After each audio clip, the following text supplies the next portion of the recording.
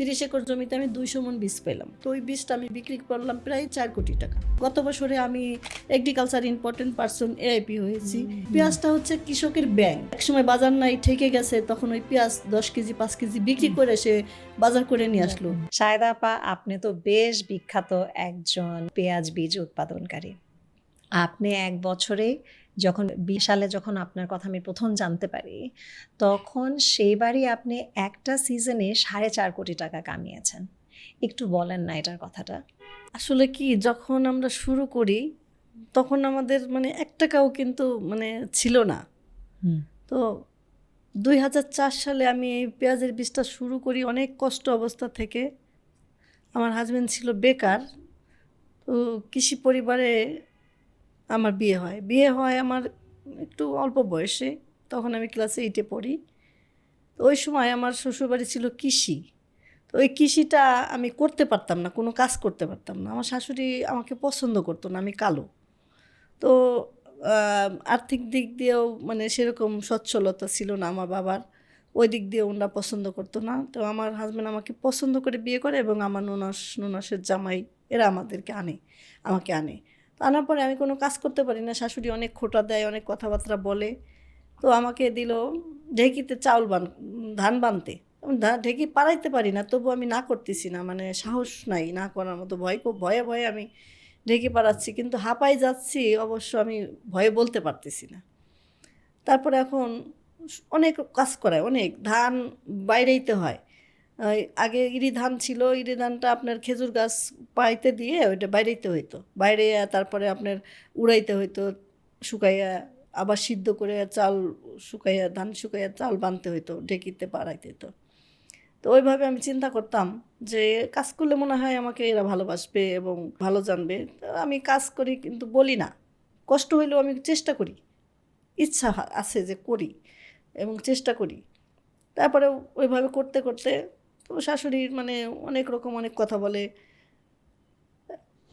বেকার অবস্থায় যে মানে একটা কষ্ট, এইভাবে আমি জি এই সময় এইভাবে আমি আস্তে আস্তে যখন আমার মানে বড় মেয়েটা মানে হইলো, তখনও সে বেকার। আমার বড় মেয়ে হওয়ার 2 বছর পরে ওনার চাকরি হইলো। তো বেকার অবস্থা থেকেই আমি কৃষিকাজটা আমার হাজব্যান্ডের সাথে করি, যে তার সাথে সব কিছুতেই আমি হেল্প করি। এবং আমি ধান কাটার থেকে, ধান লাগানো থেকে, চারা করা থেকে, এবং পাট জাগ দেওয়া, ধান বাইরানো, আবার যে মেশিনে ব্লকে পানি দিতে হয় ধানের মাঠে, ওই সময় ওনার সাথে রাতে যাই হারিকেন নিয়ে, ওই লাইন করে করে মানে মাঠে পানি দেই। বিভিন্ন কাজকর্ম করতে করতে একসময় দেখতাম কি ভাদ্র মাসে যখন রোদে স্কিন পুড়ে যাইতো, আমি কিন্তু বুঝতাম না যে স্কিন পুড়ে যায়, কড়া রোদ থাকতো, পাট শুকাইতাম, তারপরেও করতাম, নিজের মনে করে কাজ করতাম। 2004 সালে যখন আমার শ্বশুর অল্প কিছু পেঁয়াজের বীজ করতো, তো পেঁয়াজের বীজ করার থেকে দেখতাম কেউ বিভিন্ন জায়গা থেকে লোক আসে অনেক দামি। তখন আমার হাজব্যান্ডকে বললাম যে দেখো আমরা একটু পেঁয়াজের বীজ করে দেখি, মানে দেখি আমাদের ভাগ্যটা ঘুরে কিনা। তখন জমি পাই না কোথাও, তো কিছু জমি নিতে যাই, ওইভাবে হয় না। তারপর একজনের কাছ থেকে আমি 2 পাখি জমি নিলাম বর্গা। মানে একবার আপনি আমাকে গল্প বলছিলেন যে আপনি মানে 1 বিঘা জায়গার মতো পাচ্ছিলেন না। তো 2 পাখি জমি 40 শতাংশ জমিতে আমি পেঁয়াজের বীজ করার জন্য পেঁয়াজ কিনবো। ওই সময় আমার টাকা নাই, তো আমি হাওলাত করে যেভাবে হোক টাকাটা ম্যানেজ করে আমি পেঁয়াজ লাগালাম। আমার হাজবেন্ড, আমি এবং অল্পর মধ্যে দুই তিনটে আর কি জন নিলাম, নিয়ে কাজ করলাম, লাগানোর পরে আবার ওই পেঁয়াজের বীজটা যখন আমি স্প্রে করতো, ওষুধ দিত আমার হাজবেন্ড, আমি অন্যের বাড়িতে পানি এনে দিতাম, সে পানি দিয়ে ওষুধ গুলাইয়া উনি স্প্রে করতো, তো আমি সহযোগিতা করতাম। তারপর যখন ওইটা আমি তুলে আনলাম, তখন এলাকার কিছু মহিলাদের নিয়ে আমি ওইটা তুলে নিয়ে আসলাম। অনেকেই অনেক রকম কথা বলে, আমি একজন নারী, গৃহস্থর বউ, অনেকে অনেক রকম কথা বলে, মাঠে যাইতে পারবে না, বীজের মাঠে মহিলারা যায় না। তারপরেও অনেক কথা, অনেক কিছু শোনার পরেও আমি মানে কান দিতাম না, যে আমার তো মানে আর্থিক দিক দিয়ে আমি স্বাবলম্বী না, অনেক কষ্ট।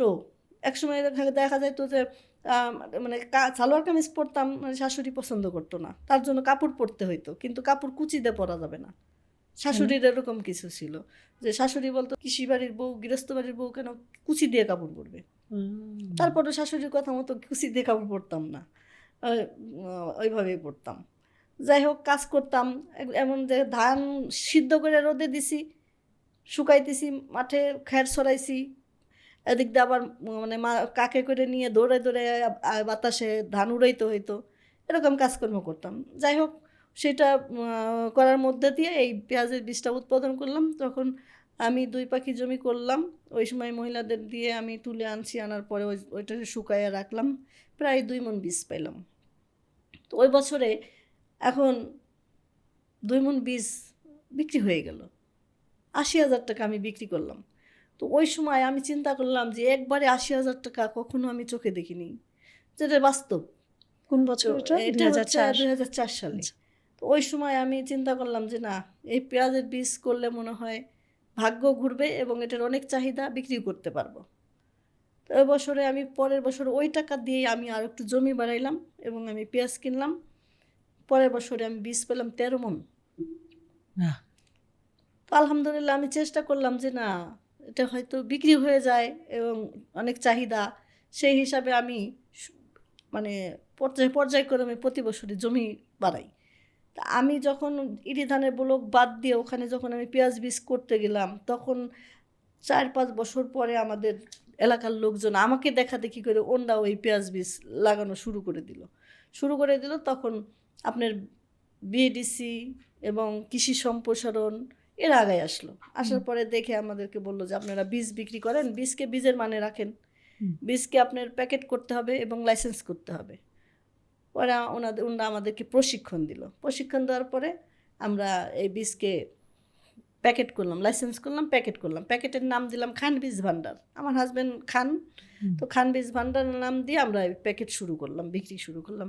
আলহামদুলিল্লাহ প্রায় জায়গার থেকেই মানে লোকজন আসে, বীজ নিয়ে যায়, অনেক সুনামের সহিত আমি বীজ বিক্রি করি। তারপরে থেকে আস্তে আস্তে এই একটু একটু করে বাড়াইতে বাড়াইতে যখন 2020 সাল, তখন ওই বছরে বীজের দাম হয় অনেক বেশি। তো ওই বছরে আমার প্রায় 30 একর জমি করছিলাম। 30 একর জমিতে আমি 200 মণ বীজ পেলাম। তো ওই বীজটা আমি বিক্রি করলাম প্রায় 4 কোটি টাকা। তখন সারা বাংলাদেশে একটা আলোড়ন সৃষ্টি হলো। তারপরে লেখালেখি, মানুষের প্রশ্ন, কৃষিকাজ করে একটা নারী সে এত টাকা বীজ বিক্রি করছে, আসলে কিন্তু টাকা থাকে না। আমার মানে 12 মাসই লেবার থাকে, তাদের কাজকর্ম এবং মাঠে জমি রাখা, জমির পরিচর্যা করা, বিভিন্নভাবে ইনভেস্ট করতে হয়।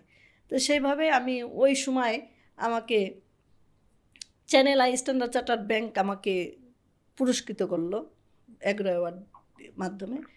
তো আমি এখন মনে করি যে আমি নারী হিসাবে আসলেও কিন্তু আমি কিন্তু থেমে নাই। আমার দেখা দেখি করে অনেক নারীরা মানে চেষ্টা করতেছে কিছু একটা করার জন্য। হয়তো বা কৃষিকাজটা আমাদের করতে করতে অভ্যাস হয়ে গেছে, অনেকেই এখন আর এইটা মানে পারবে না, যেহেতু এখানে রোদ বৃষ্টি, ঝড় বৃষ্টি এবং এই যে আমি বীজটা করি, এতে কিন্তু অনেক ঝুঁকিপূর্ণ একটা ফসল। যেমন আপনার শিলাবৃষ্টি, ঝড়, অতি তাপমাত্রা, এই দিক দিয়েও মেনটেন করতে হবে।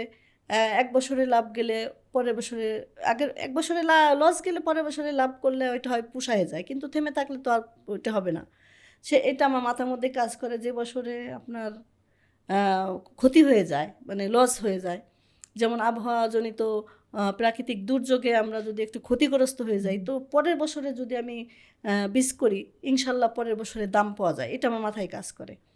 তো এক বছরে যে বছরে আপনার ছিডর হইল, আমি কেবলমাত্র জমির পেঁয়াজ লাগানোর পরে, তখন পেঁয়াজ লাগানোর পরে হাতে মানে টাকা পয়সা থাকে না, ওইটাই আমরা ইনভেস্ট করে ফেলাই মাটিতে। তো ওই ঝড়ে আমার ওই সব পেঁয়াজ নষ্ট হয়ে গেল। এখন আমি আর টাকা পাবো কোথায়? এখন আমার টাকা মিনিমাম আমার 20 ওই সময় না হলেও 20,000 টাকা লাগবে। ওই 20,000 টাকাও আমি বের করতে পারি না। আমি একটা এনজিওর মাধ্যমে একটা সমিতি করছিলাম। তো সমিতিতে আমি গেলাম যে আমাকে কিছু লোন দেন। ও বিভিন্ন লোকের শৈশাপ্পর লাগবে, কৃষিকাজে কোনো লোন নাই, ও কৃষিকাজ করে লোন দিবে কেমনে? এইভাবে আমাকে অনেক দিন ঘোরানোর পরে আমি বললাম কি দেখেন আপনারা আমাকে এইভাবে ঘুরায়েন না, আমার মাটিটা শুকায় যাচ্ছে, জমি নষ্ট হয়ে যাচ্ছে, আমার এখন সিজন, এই সিজনের সময় যদি আমি লাগাইতে না পারি তাহলে তো আমি মানে ডেট চলে গেলে পারবো না। ঠিক আছে, আপনাদের সাথে আমি সমিতি করবো না, আমি মাটির ব্যাংক কিনে টাকা রাখবো, আমার দরকার হলে আমি ভেঙে নিব। আমি তারপরের থেকে আমি সমিতির কাছে যাই না। তো তারপরে আমি আত্মীয় স্বজনের কাছ থেকে হাওলাত করে আমি পেঁয়াজ আবার লাগাইলাম ওই বছরে। আলহামদুলিল্লাহ আমি ওই বছরেও দাম পাইলাম। তখন থেকে আমার মাথায় কাজ করে যে মানে এক বছরে যদি ক্ষতি হয়ে যায় তো অনেকেরই ক্ষতি হয়ে যায়, অনেকে কিন্তু লাগাইতে পারে না, তখন আপনার দেশে উৎপাদন কম থাকে, তখন যদি আমি করতে পারি ওই সময়টা দাম পাওয়া যায়, তো এটা আমার মাথায় কাজ করে।